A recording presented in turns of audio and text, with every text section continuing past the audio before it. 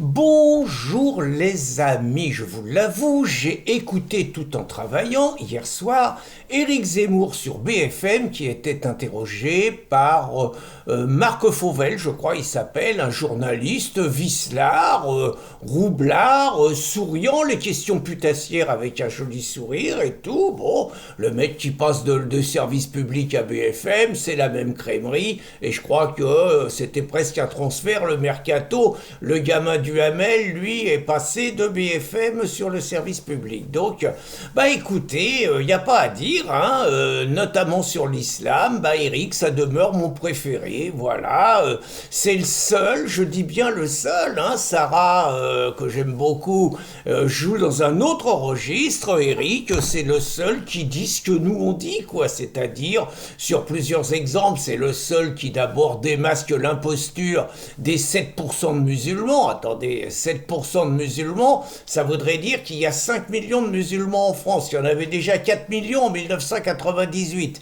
Et Eric le disait, il y a 20% de prénoms musulmans en France. Moi, je pense que c'est plutôt 30 dans certaines régions.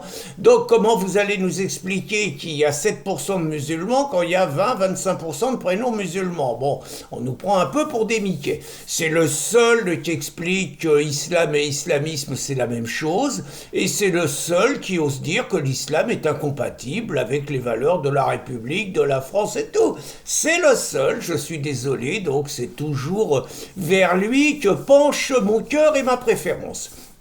Et puis j'ai un petit peu écouté, pas complètement, je vous l'avoue, Rachid Méluche, donc mon copain Jean-Luc, qui passait donc à l'Assemblée nationale. Honnêtement, une mascarade. Une mascarade. Le mec, il est en accusation, il arrive, c'est le maître de la salle, c'est le seigneur. Ils y ont mis que des blaireaux, des nuls, ils sont collés Prisca Thévenot, là, chèvre. Donc, un président inexistant, la salle qui était complètement remplie d'insoumis, donc autrement dit, le mec, c'est comme un amphi où on bourre la salle, quoi. Bon, une mascarade, et en plus, il a jamais répondu aux questions, et il a tenu des discours, en gros, il a fait un meeting. Enfin, c'est quoi ce bordel, quoi? Pas un pour le rappeler à l'ordre. Alors, il en a quand même sorti des bonnes, hein, c'est que, pour justifier le voile des fillettes musulmanes, je rappelle quand même, hein, qu'avant, il n'était pas tellement pour, le camarade Jean-Luc. Il nous a fait le coup de la circoncision, comme si la circoncision, qui est par ailleurs un sujet qui se discute, hein, ça se voyait de la même façon que le voile, qui est réellement un outil de conquête, une visibilité de l'islam pour expliquer que c'est incontournable, et qui, d'autre part, est quand même juste le vêtement de la domination de l'homme et de la soumission de la femme, qu'on impose à des gamines. Donc il a justifié ça. Il nous a raconté également que l'islamophobie, c'était très grave, qu'il assumait le terme islamophobie. Je rappelle quand même qu'avant, c'était pas le cas, et que assumer que l'islamophobie est un problème, c'est reproduire la propagande des frères musulmans qui veulent faire de l'islamophobie un délit au même titre que le racisme. Donc c'est la soumission totale à la propagande des frères musulmans. Et puis la troisième chose qu'il a dite, qui est absolument énorme sans que personne le reprenne, il a quand même expliqué, en s'appuyant sur l'islamophobie, que les catholiques ne subissaient pas d'agression en France et dans le monde, et que ceux qui étaient agressés de persécution, et que ceux qui étaient agressés et persécutés, c'était les musulmans. Le mec, il sort une énormité pareille, et personne ne le reprend, quoi. Donc une façon de voir qu'Éric Zemmour et Jean-Luc Mélenchon, bah c'est la France de la résistance contre la France de la collaboration, quoi. C'est aussi clair que ça. Mais je voulais vous parler, une fois que je vous ai dit ça, donc Éric, il a aussi dit que ces condamnations, parce qu'il s'en est pris une la semaine dernière, parce qu'il a parlé des mineurs non accompagnés, donc en expliquant que ça faisait monter la délinquance, qui multipliait les vols, les viols, les agressions, et qui mettait les Français en danger. Allez hop, assaisonné par la cour de casse. Et donc, Éric a expliqué que ces condamnations étaient des décorations. Ça fait partie du panache et d'un panache que j'apprécie, mais moi je me sens beaucoup décoré au niveau de Riposte Laïque, mais nous, si c'est des décorations, c'est des décorations coûteuses, et donc je vous fais un petit point rapidement. Bon, la souscription, on est à 15%, on souffre, hein, on va pas vous raconter d'histoire, peut-être que c'est la fin de l'année, peut-être qu'il y a beaucoup de personnes sur les rangs, peut-être que les gens sont appauvris, je le crois volontiers, il y a la concurrence, bon, il y a tout ça, c'est difficile et tout, mais je voulais quand même répondre à quelques... Parce que honnêtement, je suis désolé pour les gens qui m'écrivent, qui me posent des questions, j'ai pas le temps de répondre à tous, je remercie vraiment tous ceux qui nous ont déjà aidés, je remercie ceux qui vont le faire, et je suis désolé, je reçois des messages, j'ai pas le temps d'y répondre. Mais j'ai quand même lu sur les commentaires 2 ou 3, je dirais pas saloperies, mais mesquineries auxquelles je tiens à répondre. Il y en a d'abord qui nous reprochent en disant que c'est de notre faute si on ne bénéficie pas des 66% de déduction fiscale qui permettraient aux gens de nous donner plus. Bah, nous, on voudrait bien. Simplement, bah, ça nous a été refusé. On a fait la demande. Ça nous a été refusé. Et si on accordait les déductions fiscales aux gens, je suis pas sûr qu'on se prendrait pas une grosse prune, et surtout qu'il n'y aurait pas un rappel difficile pour les gens qu'auraient donné en étant convaincus de bénéficier des 66% de déduction fiscale. Donc ça, c'est pas de notre faute. Il y en a un autre qui nous dit que finalement, j'ai perdu, parce que c'est moi qui ai fait l'appel, j'aurais perdu toute dignité en osant demander de l'argent alors que je gagne 2000 euros de retraite en osant demander de l'argent aux gens. Bah oui, d'abord, les personnes qui disent ça ne savent pas à combien je contribue sur Riposte Laïque, d'abord, hein, petite réponse.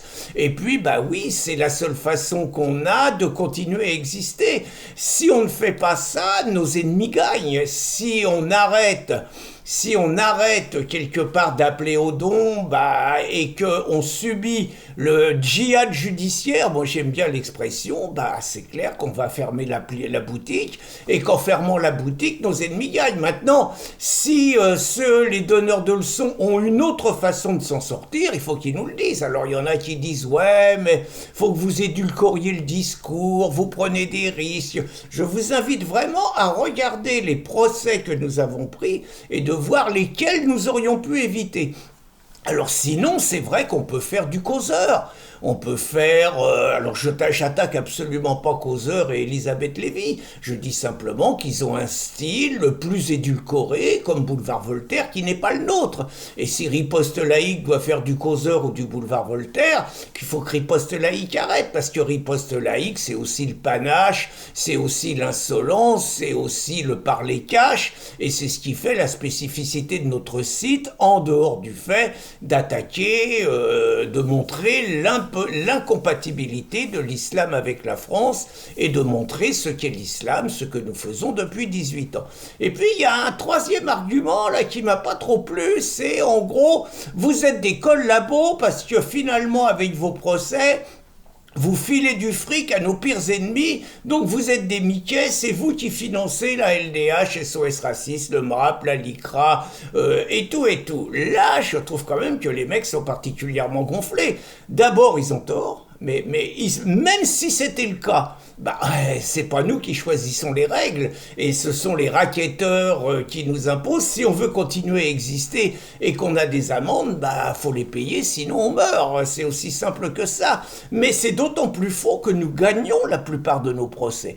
Et que les gens qui nous disent ça n'ont pas vu que les frais que ça nous coûte, ce sont les frais de cassation qui coûtent 5000 euros par procès, et les frais, bah, un procès et un appel, c'est 3000 euros, et je vous assure, pour connaître les prix du marché, que nous avons un avocat exceptionnel qui nous aide, Maître Pichon, qui nous gagne beaucoup de procès et qui nous aide justement en nous faisant des tarifs qui sont pas excessifs, 3000 euros, le procès en première instance et en appel. Je vous invite à regarder sur le marché ce que ça coûte. Et nous gagnons beaucoup de procès. C'est ça que les gens, que les persifleurs, ceux qui nous accusent de façon un peu malhonnête de financer SOS Racisme et la LDH n'ont pas vu, c'est que l'année dernière, nous n'avons pas perdu un procès. Et que les sous que nous devons donner, ce sont des sous qu'ils doivent payer les frais de justice, ce qui n'est pas du tout la même chose. Donc voilà, je voulais faire cette petite mise au point par rapport à quelques propos que je préfère penser de gens mal informés et pas malveillants, et vous remercier encore de contribuer à votre façon à aider Riposte Laïque et à faire en sorte que nous puissions continuer à exister en 2026. Et encore une fois, hommage à Éric Zemmour et à son courage sur ses propos sur l'islam. Il pourrait écrire à Riposte Laïque. Bonne journée les amis.